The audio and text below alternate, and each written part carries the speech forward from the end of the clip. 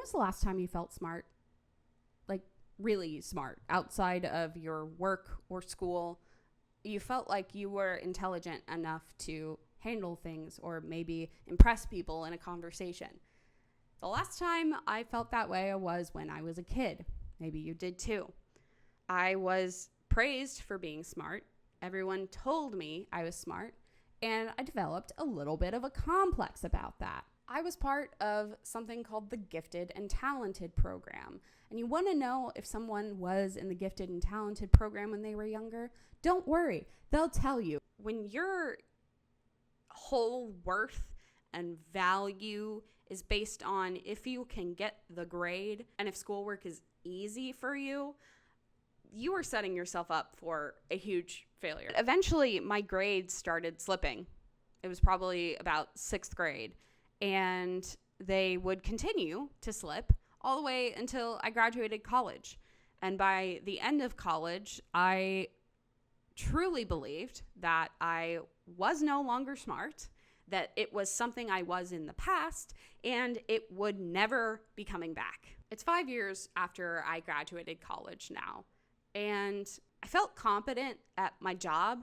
Like I felt good about what I could do for work, and I felt a sense of expertise there. But the people I surrounded myself with seemed to have a much better grasp of the world around them than I did. And I would compare myself to them and think that, oh, they're smart. If I'm not like them, I couldn't possibly be smart. So that is why note-taking was so important to me. Because of note-taking, I was able to get back a sense of creativity and curiosity and wonder that I didn't have before. It's super easy once you get out of school to stop learning. And this became a way for me to continue using my brain. We are not made to go to work, go to the gym, and come home over and over again. I really felt after I left school that I was losing myself. I'm somebody who, through school, did a lot of extracurricular activities. I did theater, I did choir, etc. You can probably tell. But after college and entering the real world, I lost all of those creative impulses, and I was focused on work and proving that I wasn't a kid and proving to my boss and my coworkers that I could do a good job. So learning went on the back burner. Taking notes in this way and developing a creative practice of taking notes has honestly been life-changing. I really cannot stress it enough. I went from somebody who spent so much time feeling like life was happening to me. And now with note-taking, I feel like I finally have some control. I have more creativity. I am more curious about things, and I'm happier now that I spend time taking notes. So I want that for you. You clicked on this video because you wanted to know how self-confidence could come from taking notes. So I'll go through my experience with taking notes and how it improved my self-confidence. And then I'll go into how you can set something up for yourself and some other tips along the way. So I'd be remiss if I didn't mention that this didn't happen in a vacuum. I saw a video by Anna Howard. She has 2 videos in particular that I recommend if you're interested in learning more about this. She has one about building a digital garden and how note-taking can improve your creativity. And the other one is about following curiosity rabbit holes and how that makes you a more interesting and fulfilled person. If you haven't seen those videos, go ahead and watch them after you're done with this video. I highly recommend. They're good companion pieces. After I watched those videos, I wanted to do everything that she did so that I could feel the same feelings that she was feeling. The joy, the happiness, the creative fulfillment. I wanted that. So I got started. I began by taking notes on that video, And then I moved into areas that I was more curious about.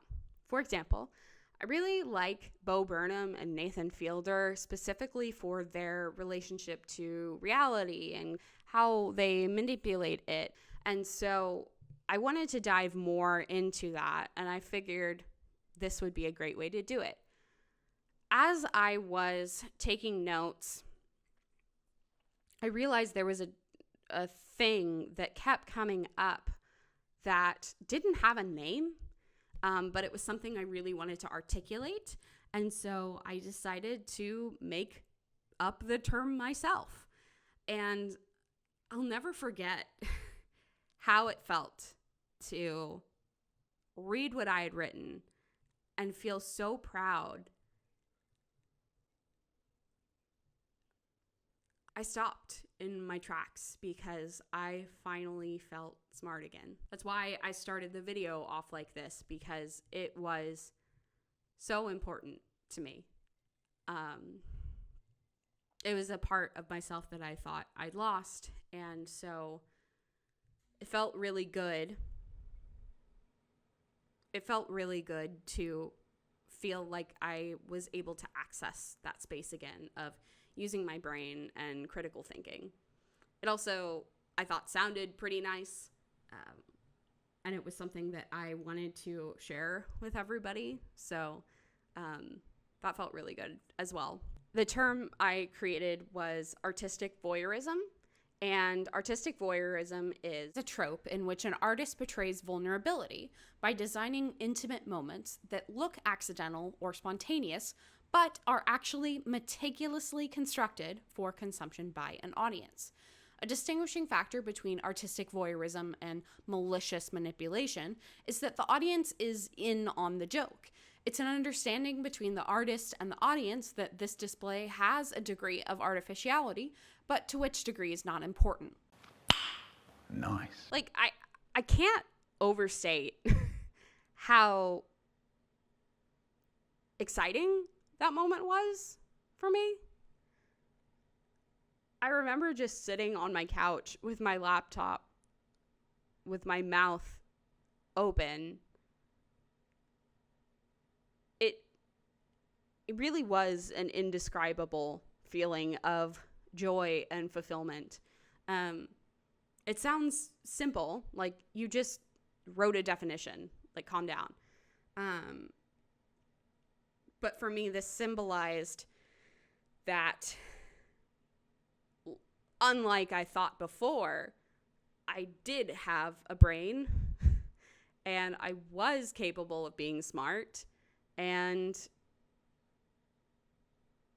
it wasn't this fixed thing of you're either smart or you're not, or you're only smart if you do X, Y, or Z.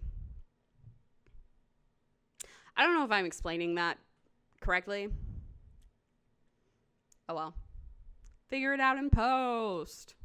Oh, brother, this guy stinks! After that first night of writing that term, I became insufferable the next day. I wanted to tell every single person that I knew and every single person that would listen to me about what I came up with and how I was so excited to share my ideas. And I'm not somebody who, if I'm watching a TV show, will like try and figure out what happens. I'm normally somebody who just wants it to happen to me.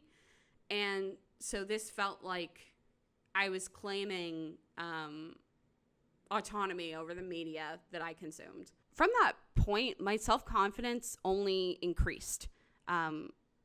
It was such a moment of clarity that I didn't realize how cruel I'd been to myself, and how stupid I thought I was until I had written that down. And it almost became addicting, being able to write stuff down and make connections, because it became evidence that I still had it in me.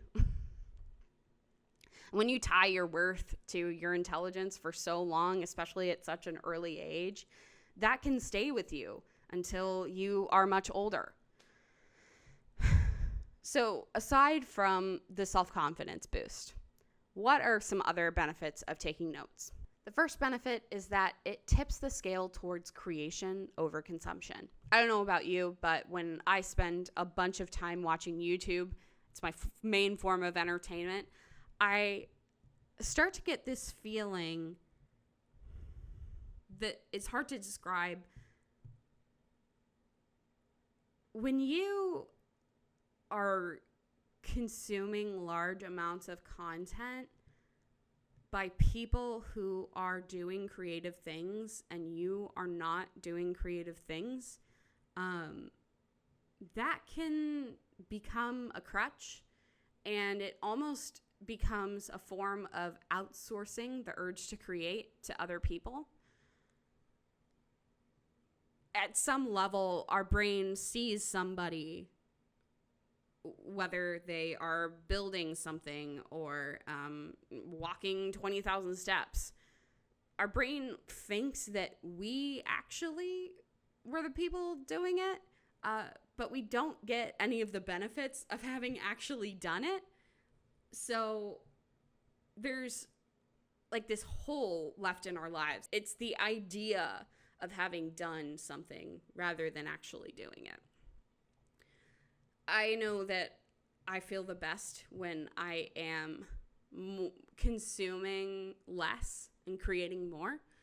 And so note-taking can be a way to balance the scales between creation and consumption.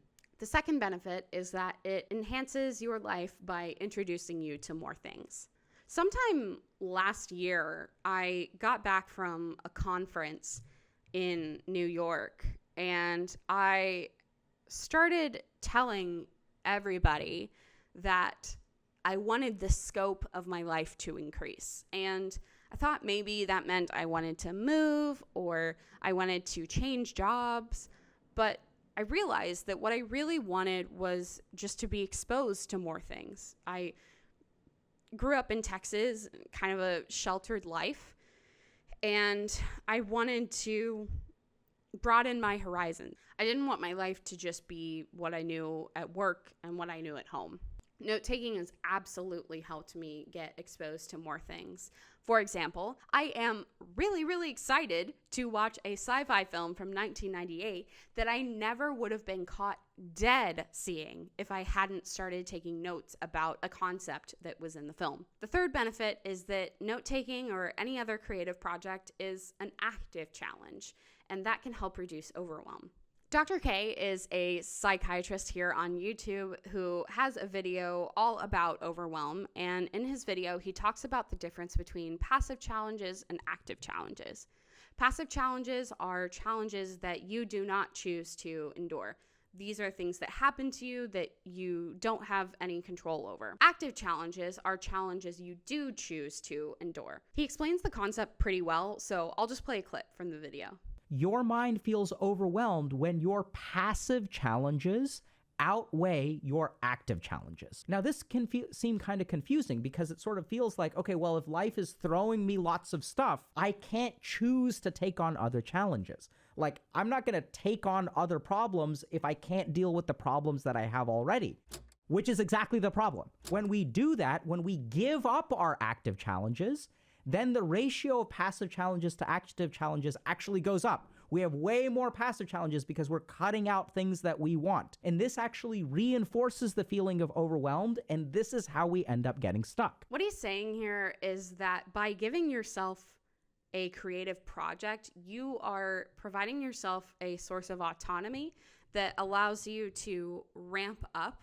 yourself in terms of challenge and get out of a state of overwhelm. It's like if you've had a really, really rough week and all you've been eating is like super quick foods and you actually decide to make yourself something on the stove. Maybe you add a little vegetable in there, just spice things up.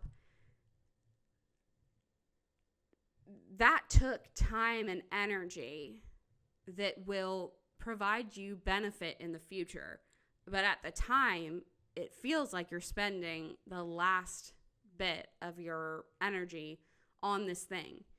And when you spend time and energy on things that you care about, it actually tells your brain that you're worth spending time and energy on. And over time, your brain will believe you. We've talked about my experience with taking notes. We've talked about benefits you can get from taking notes. Now we'll move on to how you can start taking notes. You can use any system that you would like. I'm going to go over the Zettelkasten system, which is the system that I use to give you a better picture of my workflow when I start taking notes. So the Zettelkasten was created by Nicholas Luhmann in the 1960s. He's a German professor, and he used the Zettelkasten system to become a very prolific author of nonfiction writing. There are way more in-depth videos about the Zettelkasten system, so I'll go over just the parts that make sense for this video in the examples that I'm going to show you. So one component of the Zettelkasten system is called the atomic note. It is a note that contains one singular idea, and you want it to be as small as possible because you want to be able to link it to other notes. This will make sense when I show you an example of one of my notes that I've taken. Each atomic note is given a unique identifier so that one note does not have the same title as another note, and so you don't get them confused. When you're writing an atomic note, you want to write in your own words because that helps with understanding. This is not a scenario where you take down a quote and then file it away in a system you are never going to look at. This system is built on understanding and forming connections with what you've already written. So once you've written out your atomic note in your own words, think about what you've already written about or studied, or what you'd maybe like to connect this to in the future, and then incorporate that into your note as well. I want to give you a look into my workflow and share with you an example note that I created and talk you through the process. This note is called "Irony is a Communal Act of Play" from Paul Platt's video, "Gen Z's Obsession with Irony is Reaching a Boiling Point." It is separated into 3 parts. First part, up here, is the title. Irony is a communal act of play. And this is the unique identifier. So when I see in my note-taking app, irony is a communal act of play, I know that it is referring to this note specifically. Then I'll put the quote down and add in the source. And then here is the magic part, putting it in your own words and adding additional thought. So Paul says in the video, "In some ways, I think liking things ironically, such as the Talk to a podcast, is cool. Like it's a communal act of play. Like what if we all get together and act like something bad is good and take it really seriously? I think that can be really fun." And from that quote, I added in my own spin and my own opinions on top of what he said. So I said, Paul is saying that by sharing things ironically as a group, we are engaging in play as a community. This is important to societal health, in my opinion, because adults are starved for play. And increasingly, kids are becoming starved for play as the world has consolidated into 4 apps. Engaging in excessive ironic behavior could be a symptom or warning sign that kids aren't getting enough play in their lives. That's not to say that irony is bad, but too much can obscure genuine connection, as irony can be used as self-preservation against rejection. You may notice in the note that there are these links that appear when you do brackets. So that is a result of the markdown format. This is pretending to be a link because I'm using a bracket, but if we look at something like adults are starved for play, that has 2 brackets, and that is what tells the program that I want to create a separate note there. And so looking at this note, it is already linked to 1, 2, 3, 4 separate notes. Let's look at the note related to the video. In this note, I have the title of the video, I have the link to the video, and I have the full text of both notes that I have taken on this video, including a note that I haven't added any color to. By linking these notes, you can form connections across a piece of media, but also between different pieces of media. This note is an example of an atomic note. It has a title that is unique and not shared between any other notes in my system, and it is also as irreducible as possible. Well, what does that mean? In this form, it is talking specifically about irony being a communal act of play. You can think of this as a thesis of the note. Whereas if I were to just title this note as irony, then that could be relating to many other things. Even in this one note, I have irony can be used as self-preservation against rejection. If I had just titled this note as irony, it would be losing that nuance of all the things that irony could be. And you may see here, well, it looks like you have a note called irony right there. So what's in that? This is just a collection of all of the notes that I have made around irony and kind of using that as an index. You'll also notice right here there's a title that's grayed out and is a different color from the other notes. That just means that note hasn't been created yet. But if we go back to the note that has that, this internet irony is an example of the superiority theory of humor. We put that in so that that acts as a placeholder if maybe I want to write a note on irony being an act of generosity, so we don't lose that idea. And if I click into that, it will create that note, as you can see here, and then I can go and type in here. The main thing to take away from this style of note-taking is that it focuses on creating your own thoughts adjacent to whatever media you're consuming. And it forces you to think critically and engage critically with the media that you're consuming. This is by no means a finished note. There are certainly other things that I can add on to it. This is just the stage that it's at right now.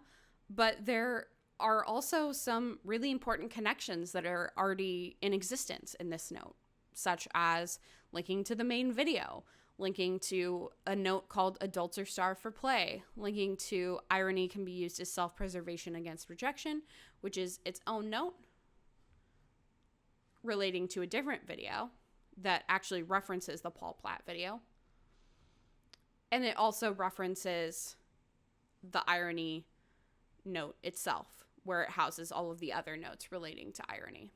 I really don't want you to be intimidated by this format. It is pretty simple once you understand it. There is a little bit of a learning curve, but it doesn't really matter what kind of note-taking system you have. As long as you're engaging critically with the media that you're consuming, you'll get the benefits that I'm talking about. The program I'm showing you is called Obsidian, and I really like Obsidian for this instead of something like Notion, which I still use for other things, because it supports two-way linking like Wikipedia does. It's free, and it's hosted on device, so you don't have to worry about any privacy concerns. It's not accessing the cloud or anything like that. Also, it's in Markdown format, so that means if Obsidian one day shuts down and all of their servers are demolished, you're not going to lose your notes. I feel obligated to say that this video is not sponsored by anyone, especially Obsidian. I just think it's neat. Let's say you wanted to take a note on a YouTube video. You can get a quote from the YouTube video, put it in, and then do the quote in your own words. What you might notice when you're taking notes is that it's a little bit difficult. You are exercising your brain muscles. It takes more time than it would to just watch a video and move on to the next one. But it's in that friction and in that time that you build understanding and real knowledge. And that's where the real fruits of this come out. So while I'm not saying that it needs to be incredibly hard and you need to spend hours upon hours on one note, allow yourself to be challenged to come up with original thought and then see where it takes you. Speaking of original thought, be cautious with your AI use if you are somebody who uses AI. This is not a time for us to debate AI. I use it frequently in my day job. It's actually part of my job to teach people how to use AI. So I'm by no means anti-AI. Here's what I think you should avoid with AI when you're taking notes. Resist the urge to use AI to summarize and form connections. By doing that, you're robbing your brain of getting stronger. You're robbing your brain of the opportunity to learn. Where I do recommend using AI is using it in a way that supports or enhances your critical thinking. I could talk about this forever, so if you want a video on how I use AI to support critical thinking, let me know in the comments down below. In this case, you can use it to roleplay as someone who knows nothing about the topic and have you explain it to the AI to test your understanding. You can also ask it for a for further reading section, meaning you give it the source you were looking at and ask it if there are any other related texts that might be something to expand your understanding that you maybe would want to take notes on next. I want to go back to little Katie for a second. Can we put her on the screen? Yes. Compared to me, this girl's an idiot. I know way more things than she does. I can drive a car. I can not do fractions. But you know what? I have been exposed to more things in my life than she has. A part of me for so long wished that I could go back there because I guess it was a place where I felt more safe and more valued and more validated. But I like who I am now. And it's felt really nice to be able to connect to something that we both share, which is the love of learning new things and being curious. So if you decide to start your own note-taking journey, I hope that that is something that you take with you as well. One more thing I want to mention that is cool about Obsidian is that it gives you this graph of all of the knowledge that you've worked on, and it becomes sort of a physical representation of what you know, what you've been curious about, and what you've studied in the past. And this can be helpful to see where you want to further your studies or where you could maybe turn away from if you have a lot of content around that. But I find also as somebody with ADHD that it provides really helpful evidence of learning, that I have put time and energy into being creative and being conscious about the media that I consume and putting my own ideas out into the world, and that feels good. This acts as a physical representation of the fact that I can use my brain. And if you spent a long time just scrolling over and over and that has become your day, it's really fulfilling to know that your brain's still there. Everybody can tap into that. It doesn't matter if you consider yourself smart or not.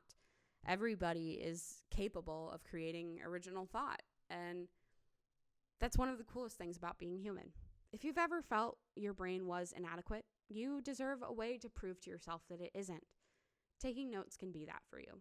I hope you enjoy, and I can't wait to see what you create. Thank you so much for watching and for sticking around to the end. I've got a question. What have you been curious about recently? Tell me about it in the comments down below. I love hearing people talk about things they're passionate about. If you liked what you saw in this video, go ahead and give it a like and subscribe to see more from me. This is a small channel, so every like, comment, and subscription really helps. All right, see you in the next one. Bye for now. Why, anybody can have a brain. That's a very mediocre commodity. Every pusillanimous creature that crawls on the earth or slinks through slimy seas has a brain. The sum of the square roots of any two sides of an isosceles triangle is equal to the square root of the remaining side. Oh, joy! Rapture! I've got a brain!